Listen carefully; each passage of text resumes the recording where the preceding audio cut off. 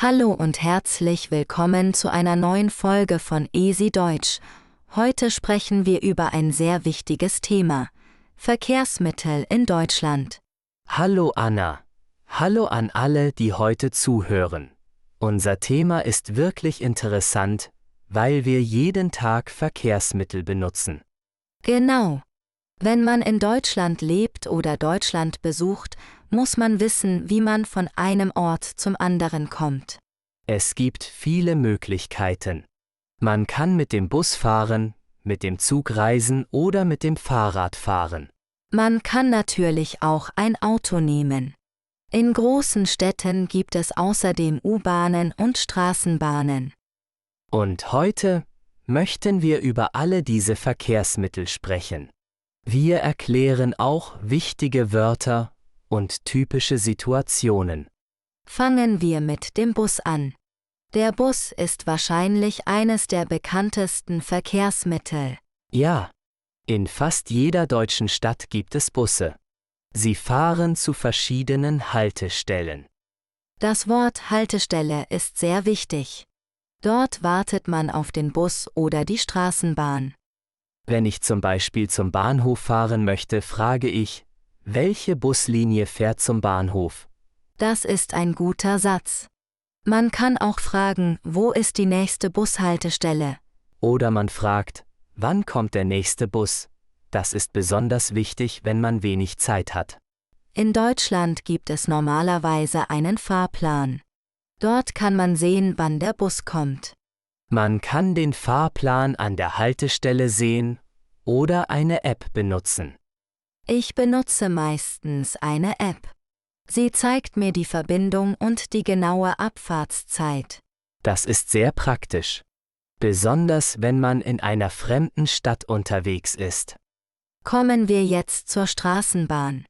Die Straßenbahn ist in vielen deutschen Städten sehr beliebt. Eine Straßenbahn fährt meistens auf Schienen. Sie fährt oft mitten durch die Stadt. Ich finde Straßenbahnen sehr praktisch. Man muss nicht im Stau stehen wie mit einem Auto. Das stimmt. Aber manchmal sind auch Straßenbahnen voll, besonders morgens und am Nachmittag. Die Zeit zwischen 7 und 9 Uhr ist oft besonders voll. Viele Menschen fahren dann zur Arbeit. Und am Nachmittag fahren viele Menschen wieder nach Hause. Jetzt sprechen wir über die U-Bahn. Die U-Bahn ist besonders in großen Städten wichtig. U-Bahn bedeutet Untergrundbahn. Aber nicht jede U-Bahn fährt die ganze Zeit unter der Erde. Das ist interessant. In manchen Bereichen fährt die U-Bahn auch oberirdisch. In einer großen Stadt kann die U-Bahn sehr schnell sein.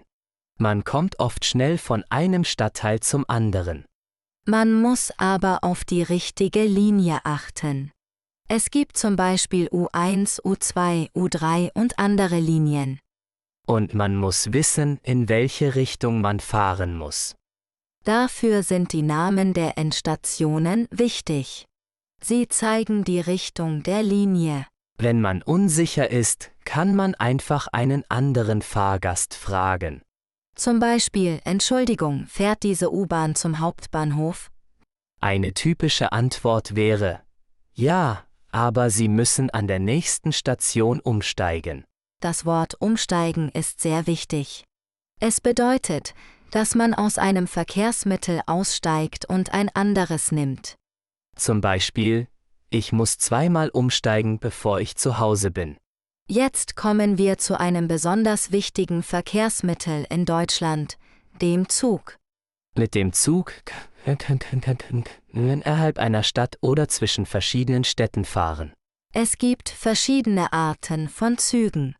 Zum Beispiel Regionalzüge und Fernzüge. Regionalzüge fahren meistens kürzere Strecken und halten an vielen Bahnhöfen. Fernzüge verbinden dagegen oft größere Städte miteinander. Wenn man mit dem Zug fährt, braucht man normalerweise eine Fahrkarte. Heute kann man viele Fahrkarten online kaufen. Man muss nicht immer zum Schalter gehen. Das finde ich sehr praktisch. Ich kaufe meine Fahrkarten meistens mit dem Handy. Man bekommt dann eine digitale Fahrkarte. Diese kann man auf dem Handy zeigen. Aber man sollte darauf achten, dass der Akku nicht leer ist.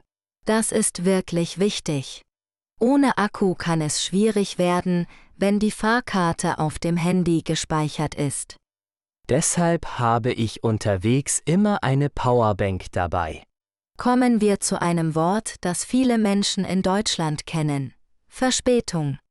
Eine Verspätung bedeutet, dass ein Zug oder Bus später kommt als geplant.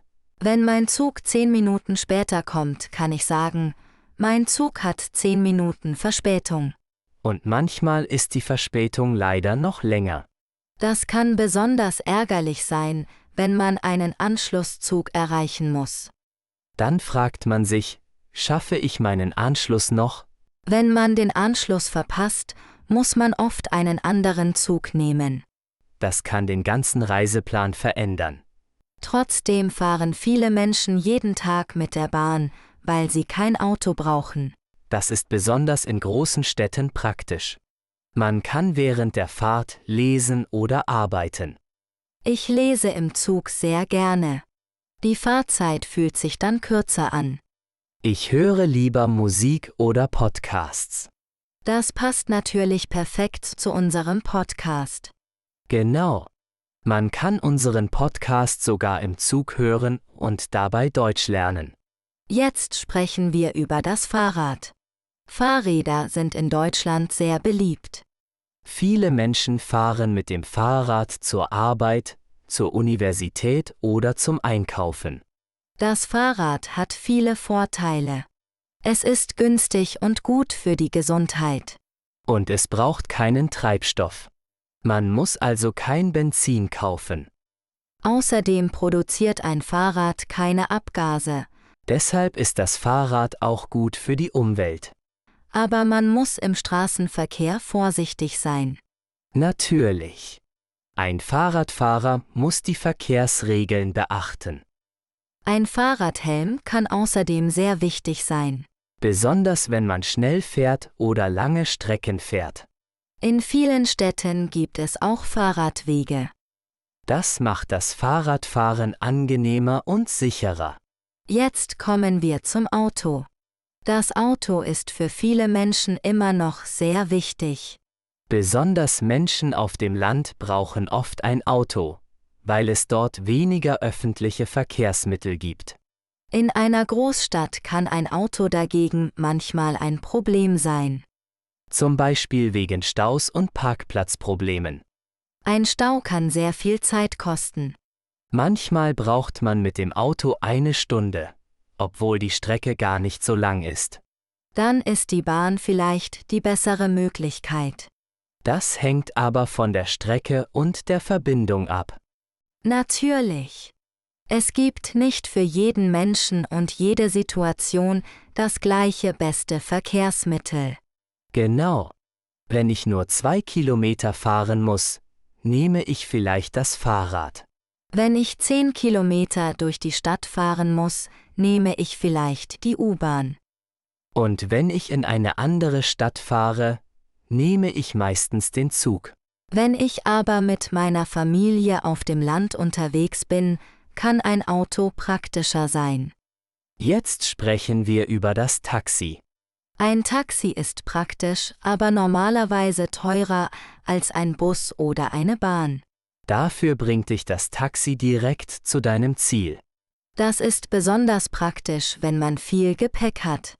Oder wenn es spät in der Nacht ist und keine Bahn mehr fährt.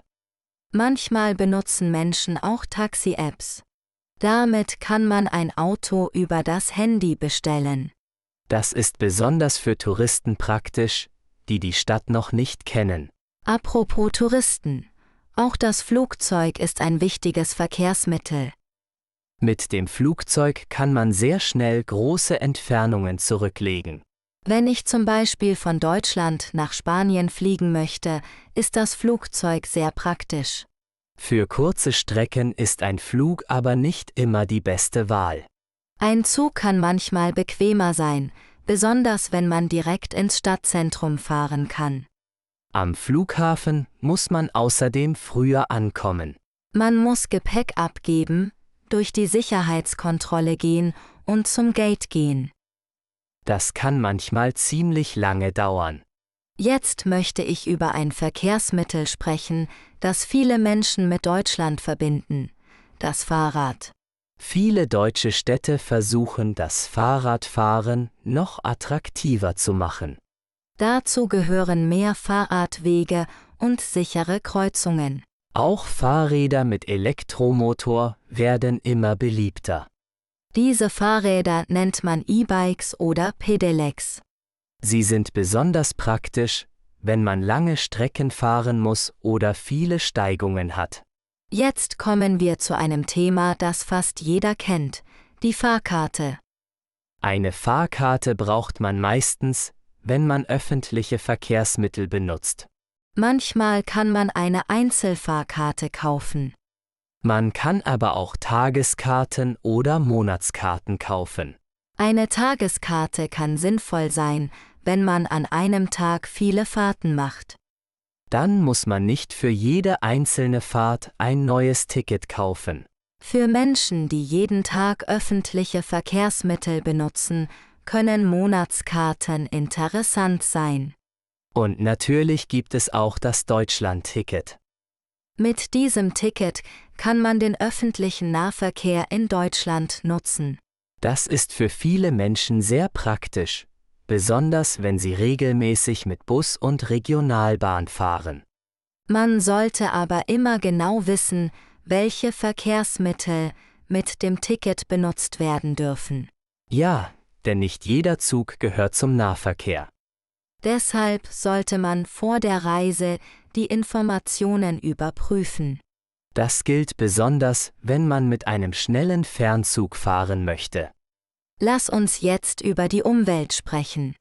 Verkehr hat nämlich auch mit Klimaschutz zu tun. Autos und Flugzeuge produzieren Emissionen. Öffentliche Verkehrsmittel können deshalb eine gute Alternative sein.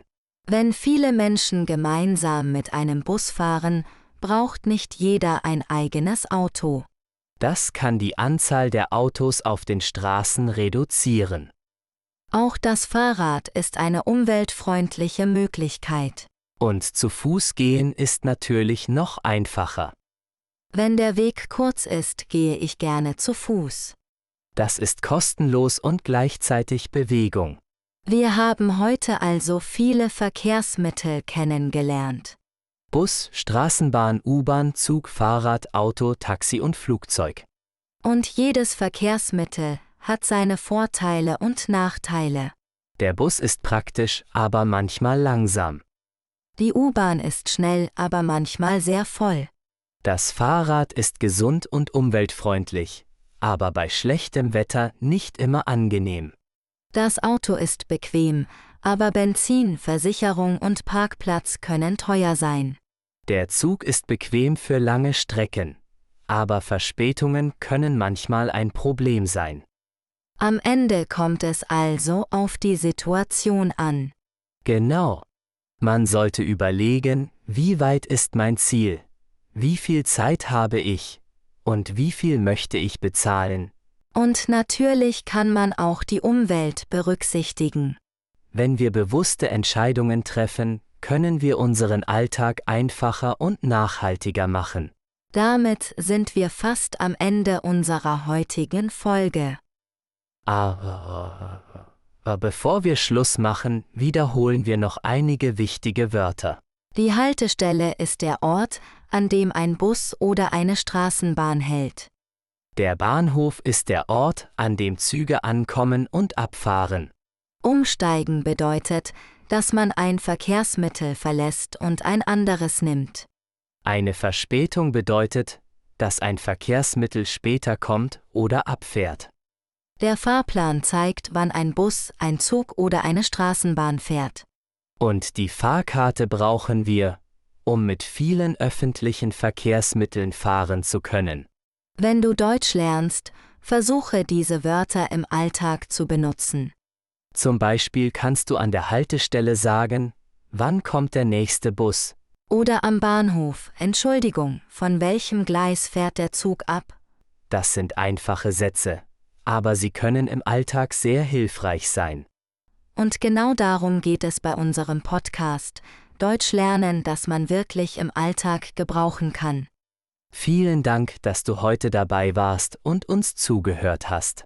Wir hoffen, dass du heute neue Wörter gelernt hast und jetzt mehr über Verkehrsmittel in Deutschland weißt. Und wenn du das nächste Mal in Deutschland mit Bus, Bahn oder Fahrrad unterwegs bist, kannst du einige dieser Wörter benutzen. Vielen Dank fürs Zuhören. Wir hören uns in der nächsten Folge wieder. Tschüss und bis bald.